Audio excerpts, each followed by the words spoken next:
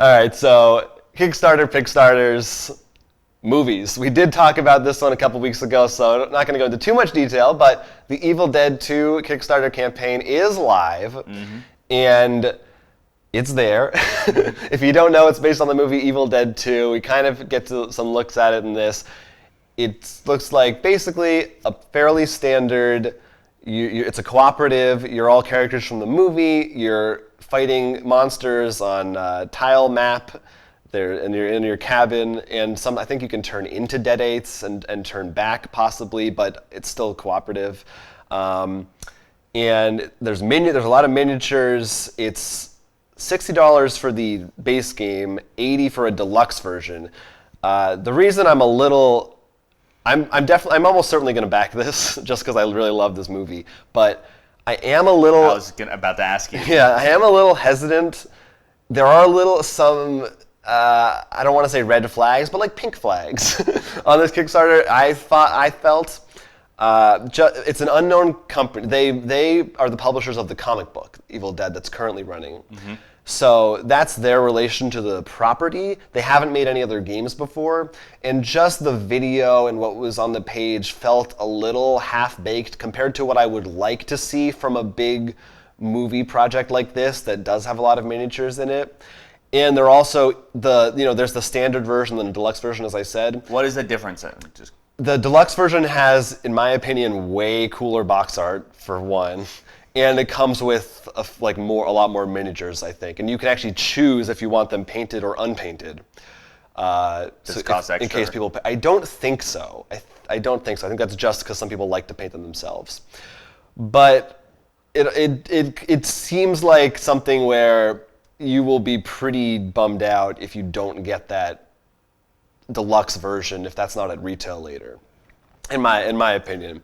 Well, we've gone over this, my Kickstarter rules, and that probably would be one of the things. But actually, that's one of the things I look at a box. I remember sometimes I've actually seen the standard one. I'm like, I like that box art better. Yeah, it can depend. Well, in this one, the box art you can see behind us, the standard. That's the standard. The deluxe, it looks like the Necronomicon from the movie. It's like really cool looking. The regular box art is okay, but it's kind of lazy looking to me. It's the skull, and it has this weird emblem on it. I don't know. But the game looks, they have an alpha version of the rules up, and it looks competent. It looks fun enough that it doesn't look like a train wreck. But we'll see. I'm hoping that they update and give some, because I know there's a bunch of stretch goals coming that they haven't announced yet. So, but is there also any early bird specials? There was, but they're gone. I was like 5 minutes. I was on the page and I saw one spot left for the deluxe version, and then I clicked and it was gone. Well, keep an eye out though, because I know plenty of times I've seen the early bird open up again, and then I click in there. Right. So Evil Dead 2, check it out if you are a fan. Yes. I have another game with miniatures. Not as many though, I assume. This one's Giga Robo, and if you haven't guessed, it's about giant robots. And what I think is cool is the way the game works is you actually choose a pilot and a robot. Okay. And put them together. And you actually have a little play area, and the play area actually has 3D buildings in it, in which you actually will run through, fight each other, and destroy the city while you're at it. Okay. And have environmental hazards and such. And the way the game works is you actually have cards that will have actions, but they're all in your hand, so it's not like drawing and you have to hope for yours. But they'll go on a cooldown, so you can't use them again. But certain cards will actually be like, well, this is in cooldown, something happens. So it's a much more fast-paced, and you always react to an opponent. Okay. So there's a lot more. It's not like, I move 3, your turn. It'll be like, if I move 3, oh, you're in my space, I react by punching you. 2 players? 2 to 4, I should have mentioned, sorry. And currently, the base comes with 2 to 4 robots and pilots. Okay. But 4 different robots, 4 different pilots. And they all have you can actually they'll explain what each one's different. Like one actually specializes on cooldown, like taking advantage of the cooldown. One can reduce their own armor to get more resources. Like one is all about up close and personal, one's about counters. Okay. Then the robots, one has high defense, one upgrades halfway through the battle. Sounds like they've taken some cues from BattleCon a little bit. Sounds really cool that way with the mixing the two together. I think that was really clever and makes things a lot more interesting.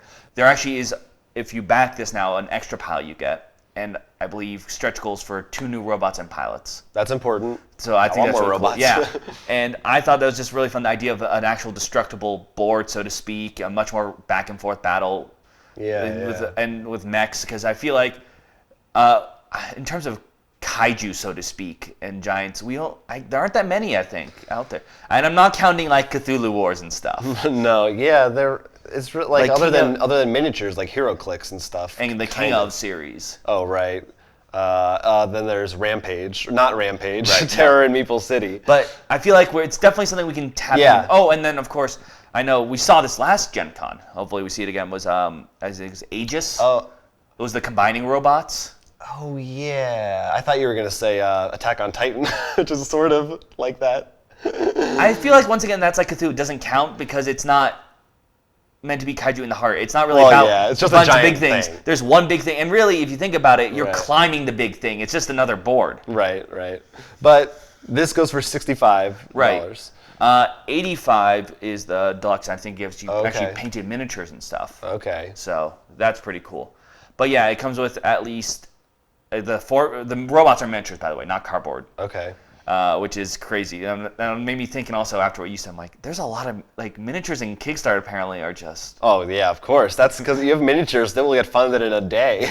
People don't care what it is. But it does look very solid, and this is something I think I overjudge a bit more when it comes to anything based on Japanese culture, just because. There's a lot of shoddy stuff out there. Yeah.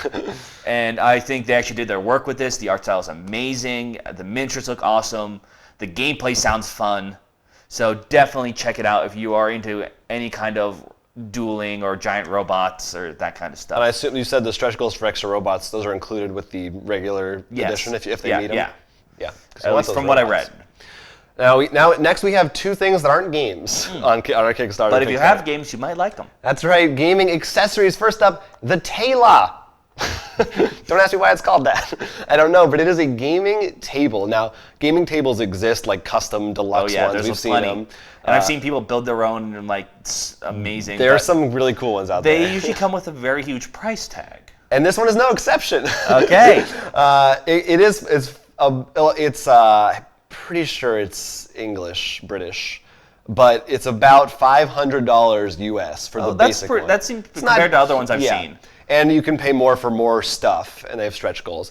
But what I really thought this table was cool, and there may be other tables already that exist that do similar things, but what this one does, it's a dining table and a gaming table. So it has an indent, and then there's a layer on top. It's made of solid wood, and you have leaves that you can put on top. So if you need to take a break during the game, you can actually put it over the top of the game, keep everything preserved, and eat food, and then go back to it. That's actually amazing. Yeah, because we have that. We do that all the time, well, except we can't. So we use another table. Yeah, we find another table, exactly. And it's not all or nothing. So you could have half of it as food, half of it as games. I was actually about to suggest that, judging by the picture, which I know would be a big deal, because considering a game like King of Tokyo, not that much space it takes up. Right, exactly. So you could actually have that there and set up snacks on the other end, or drinks and stuff. And it gets better if you want snacks and drinks. It also comes with... Cup holders, I'm guessing? Cup holders. Mm-hmm. And addition or with the base? I think you have to get higher tiers for these. Okay.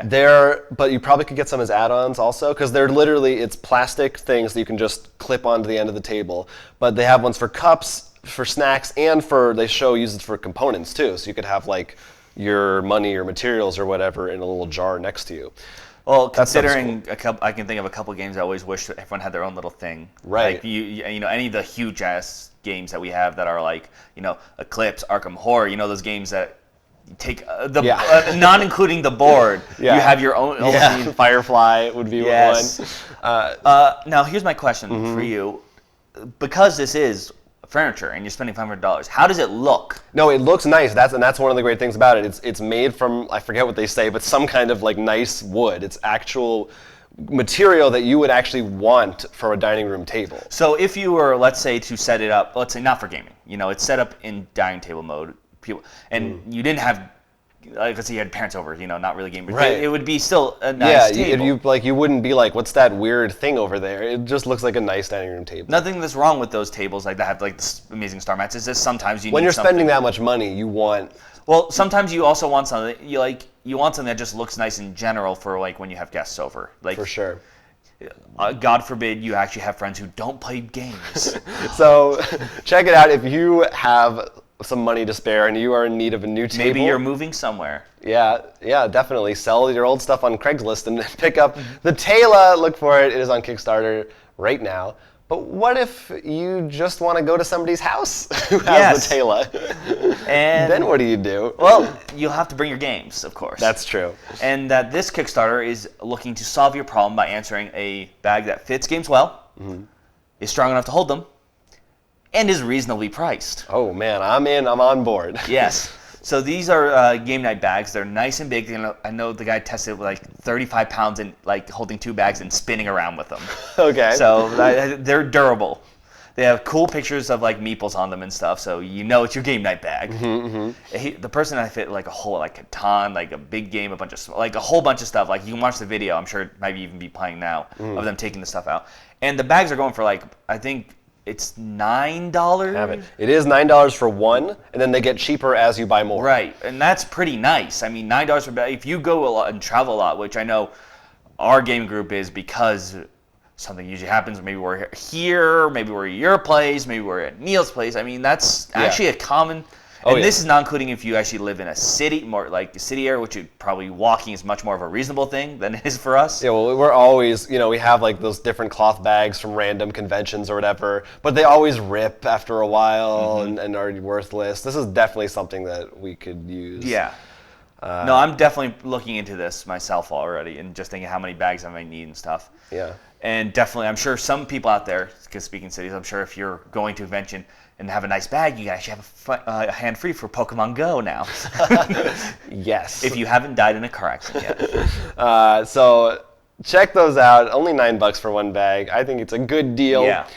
We do want to mention that our coworker and friend Ivan Hahn, who is our producer and editor here at Roll for Crit, you've seen him on some of the playbacks, and he's part of our recently begun Dungeons and Dragons podcast, has launched a Kickstarter for a documentary that he would like to make about board game conventions.